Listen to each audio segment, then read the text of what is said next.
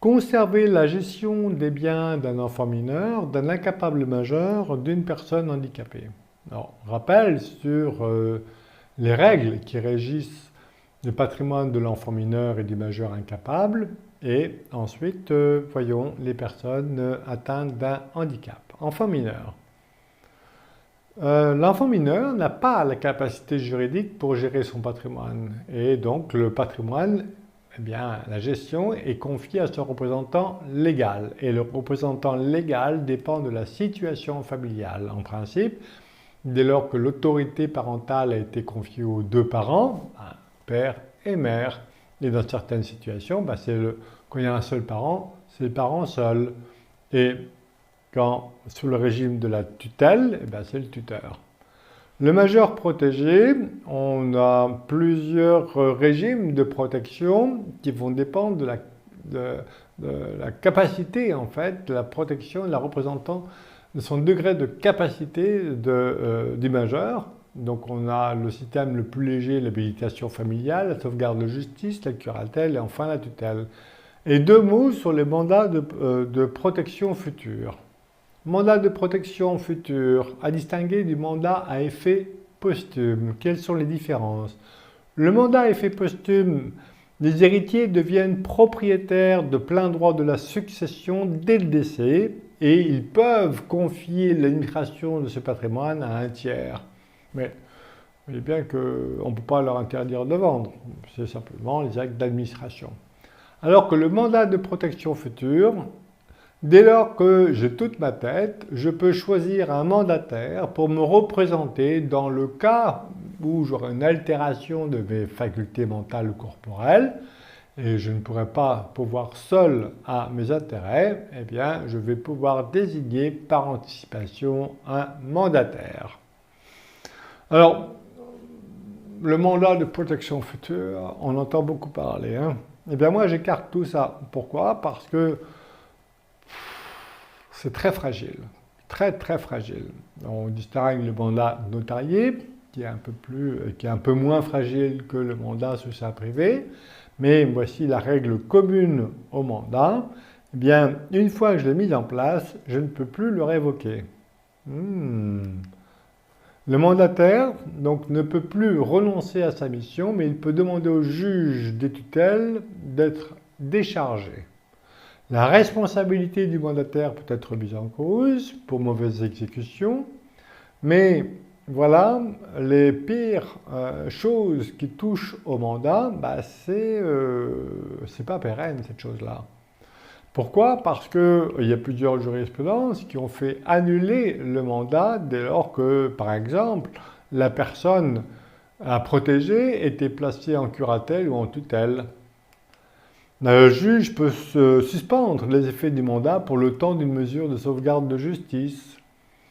Voilà. La révocation du mandat peut être prononcée par le juge à la demande de tout intéressé.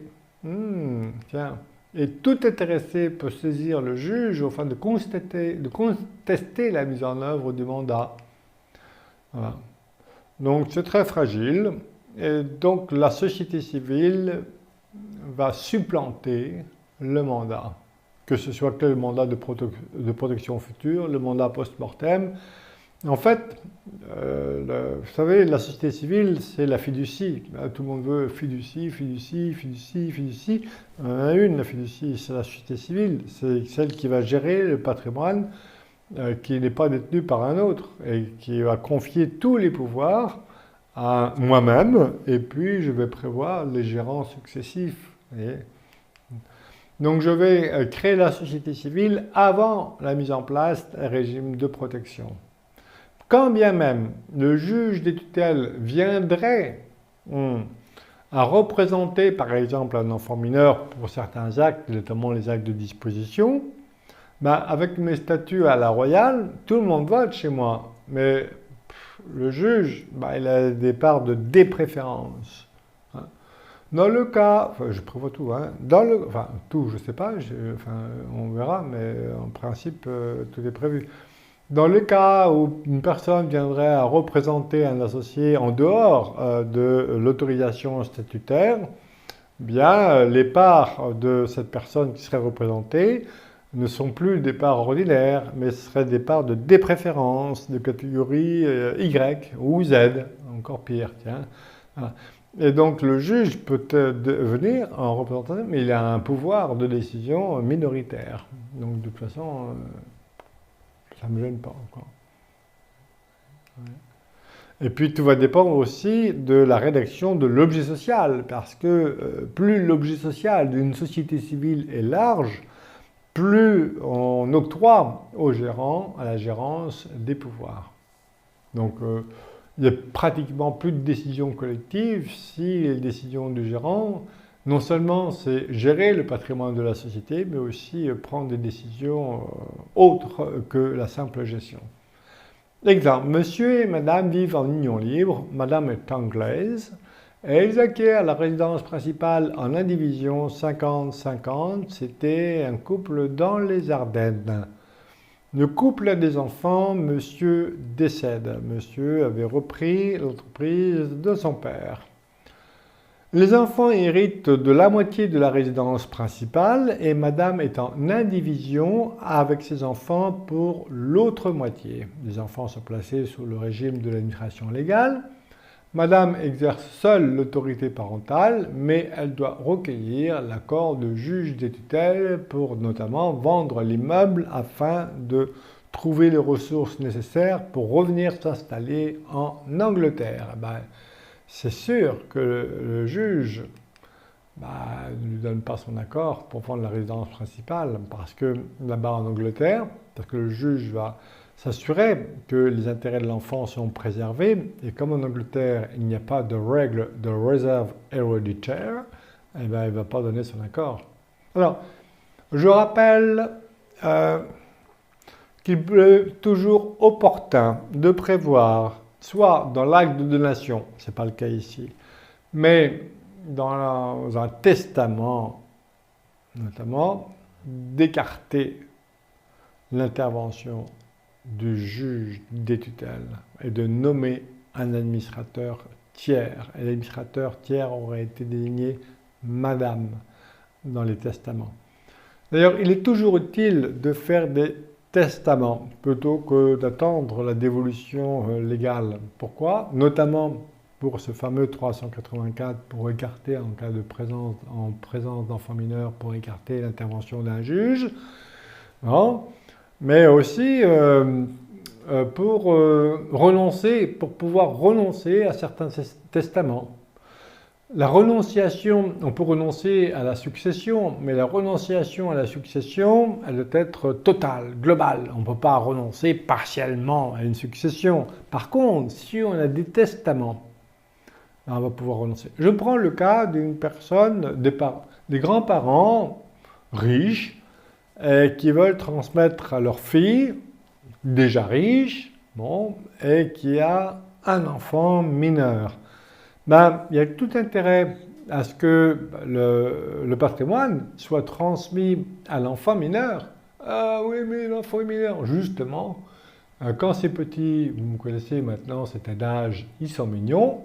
Eh bien, grâce à une société civile, je vais transmettre peut-être une part de la société civile, my golden share, à ma fille, mais ma petite fille, mon petit enfant, sera majoritaire en capital, quoi. Et si on fait des testaments comme ça, l'enfant pourra éventuellement renoncer à certains legs pour que la transmission ait lieu directement à sa fille, donc aux petits-enfants. Alors que s'il n'y a pas de testament, renoncer, il y a fort peu de chances que la génération 1 renonce à la succession pour tout transmettre aux enfants, surtout s'il n'y a pas de société civile. Vous voyez, il faut anticiper tout ça. Donc, monsieur et madame créent une société civile qui acquiert la résidence principale et ils vont se nommer gérant, peut-être co-gérant. Puis après, en tout cas, à la disparition, premier décès, que le survivant sera le seul gérant. Et c'est le gérant, en fonction de la rédaction de l'objet social, qui va gérer librement le patrimoine détenu par la société, et ceci sans avoir à recueillir l'accord du juge des tutelles pour procéder aux arbitrages. La société civile vend la résidence principale dans les Ardennes. Vous vous rendez compte? Les Ardennes, alors elle adorait son mari, cette dame, mais les Ardennes, elle en avait horreur des Ardennes. Donc, il a fallu attendre la majorité des enfants pour qu'elle puisse revenir vivre dans son pays et voir ses proches en Angleterre. Vous vous rendez compte? C'est une prison, enfin, c'est n'importe quoi. Hein. Ouais, voilà, société civile. Société civile et prodigalité. Oui, la société civile peut servir à protéger des personnes. Vous savez, quand on a une personne fragile, bien souvent les familles ne veulent pas confier ça à des tiers, à des juges extérieurs. Ils veulent que ça reste dans la famille et ils vont s'occuper de la personne fragile le plus longtemps possible avant de la mettre dans des griffes extérieures. Eh bien, la prodigalité, une personne qui est dépensière, eh bien, le Code civil ne prévoit plus sa protection. L'article qui prévoyait sa protection, le 488, a été supprimé du Code civil en 2007. Or, d'ailleurs souvent pour les chefs d'entreprise, on raconte souvent qu'il y a une génération de créateurs, une génération de ceux qui maintiennent, ou de ceux qui les... Et puis, il y a la troisième génération qui dilapide. Ce n'est pas toujours vrai, mais en tout cas, il faut se garder à des personnes prodigues qui dépensent inconsidérément l'argent. Bien, la société civile va pouvoir, la société civile ou la SAS, c'est pour les sociétés commerciales, va répondre à cet objectif-là selon par une rédaction appropriée des statuts, en fait. Donc on va pouvoir, par exemple, limiter les bénéfices, le dividende, pendant certaines périodes. On va trouver aussi, si jamais, je prends un exemple, je suis seul j'ai qu'un enfant unique, j'ai perdu mon conjoint, sa mère n'est plus là, je vais chercher une personne de confiance pour pouvoir diriger la société pendant toute la durée de vie de mon enfant prodigue, par exemple. Et si j'ai un doute sur la pérennité de mes amis, parce qu'eux aussi vont décéder, je peux éventuellement nommer une personne morale gérant de la société civile, par exemple. Là, il y a plus de pérennité.